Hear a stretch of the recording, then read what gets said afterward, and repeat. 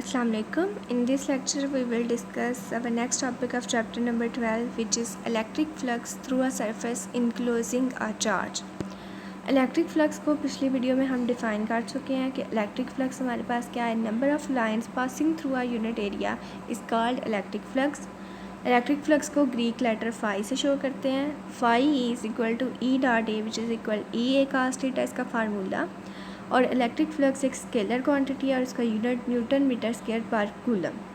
अब हम लोग कंसिडर कर रहे हैं एक ऐसी सरफेस जिसके सेंटर में एक चार्ज है, यानी ऐसी सरफेस जिसने चार्ज को इनक्लोज्ड है, उसके इलेक्ट्रिक फ्लक्स को हम कैलकुलेट करेंगे। तो electric flux through a surface enclosing a charge, इसके लिए हम लोग क्या कर रहे हैं, let us calculate electric flux through a close surface in shape of sphere of radius r due to point charge place at the centre of sphere as shown in figure. अब ये फिगर में हम देखते हैं कि हम लोगों ने एक सरफेस सफ़ियर और सर्कल में डिफरेंस मैंने ये आपको पहले भी बताया था कि सफ़ियर वो होता है जो अंदर से फिल होता है और सर्कल वो होता है जो अंदर से खाली होता है। तो ये हमने एक सफ़ियर कंसिडर किया है।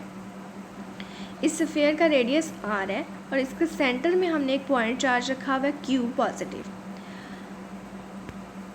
To apply formula phi is equal to E dot A. Obviously बात है कि अगर हमने इलेक्ट्रिक फ्लक्स फाइंड करना है तो हम यही फार्मूला यूज़ करेंगे, phi is equal to E dot A. For the computation of electric flux the surface of area A should be flat.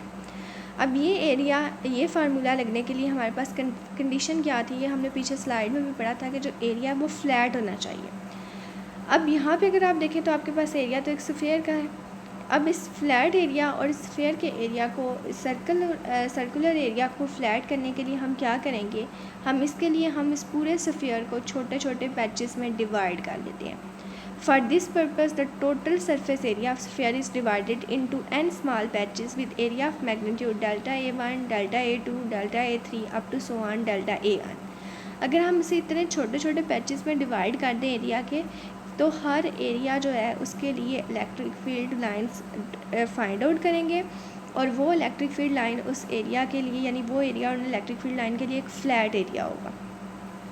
If n is very large then each patch would be the flat element of area. The corresponding vectors are, अब vectors जो उनकी direction show करेंगे normal to that area, वो क्या होंगे हमारे पास, delta A1, delta A2, delta A3 up to so on delta AN respectively. यहाँ पे अगर हम देखें तो ये हम लोगों ने एक जो है वो एरिया का पैच यहाँ पे शो किया हुआ है। अगर आप पूरी स्फीयर का एरिया देखें तो क्या ये फ्लैट है, no it's not flat area. फिर हमने इसको एक छोटे से पैच में डिवाइड किया और उस छोटे से पैच का अगर आप एरिया देखें तो ये बिल्कुल वैसे ही जैसे हमने पीछे पढ़ा था, हमने इंक्लाइन रखा हुआ है या सरफेस के अंदर परपेंडिकुलर रखे हैं। जैसे हमने पीछे अपनी पिछले लेक्चर में ये चीज़ डिस्कस की थी, इस तरह का हमने एरिया इमेजिन किया था, बिल्कुल वैसे ही एरिया वाले छोटे पैचेस में हमने इसको डिवाइड कर दिया। एरिया का जो नॉर्मल वेक्टर जिसकी डायरेक्शन शो कर रहा है डेल्टा ए, वो गेन हमने ब्लैक वेक्टर से शो किया हुआ है। और एरिया का जो हमारे पास है इलेक्ट्रिक फील्ड लाइंस की जो डायरेक्शन है वो ई है।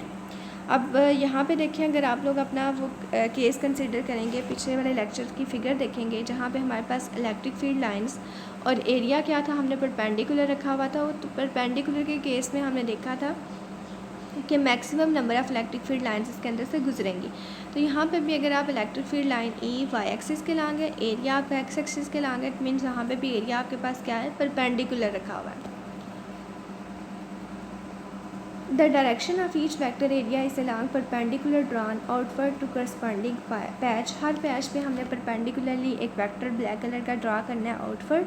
The electric field intensity at the centre of vector area delta A1, delta A2, delta A3 up to so on delta AN और E1, E2, E3 up to so on EN respectively. जैसे हमने यहाँ पे एक figure में एक delta A के लिए इलेक्ट्रिक फील्ड इंटेंसिटी ई ड्रा की, इसी तरह हम हर पैच के लिए electric field intensity draw out कर लेंगे।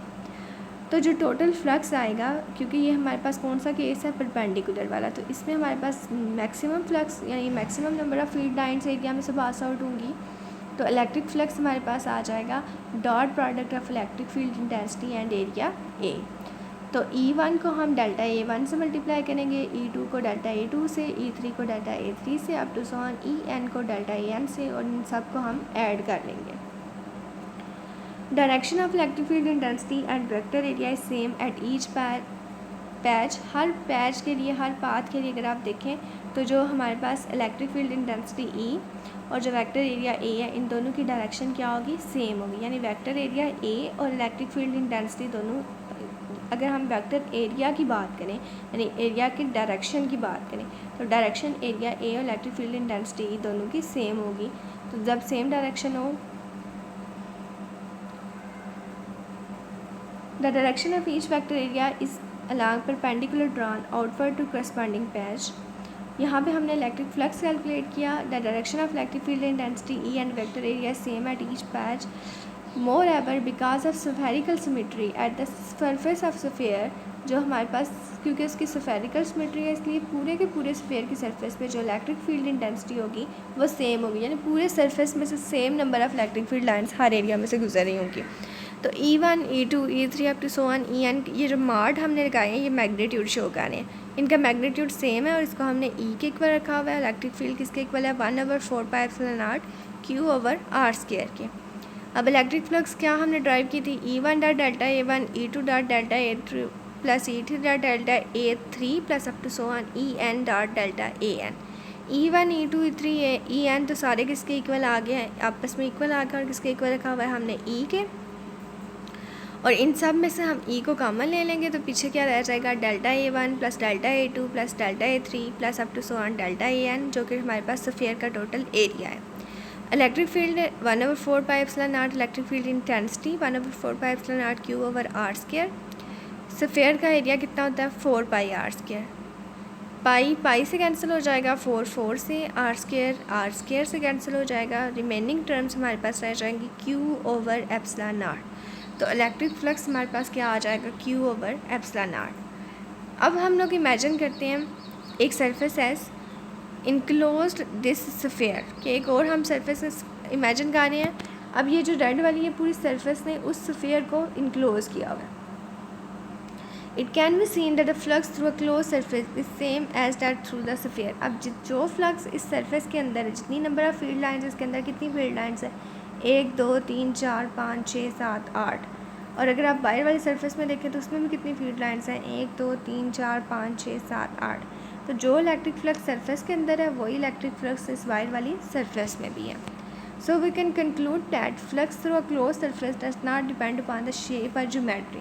तो किसी भी सरफेस के अंदर जो फ्लक्स है वो उसकी शेप या ज्योमेट्री पर डिपेंड नहीं करता कि वो स्फेरिकल है, वो हेमिस्फीयर है, या जो भी उसकी शेप है। किस पर डिपेंड करता है, मीडियम के ऊपर और चार्ज के ऊपर। Thanks for listening.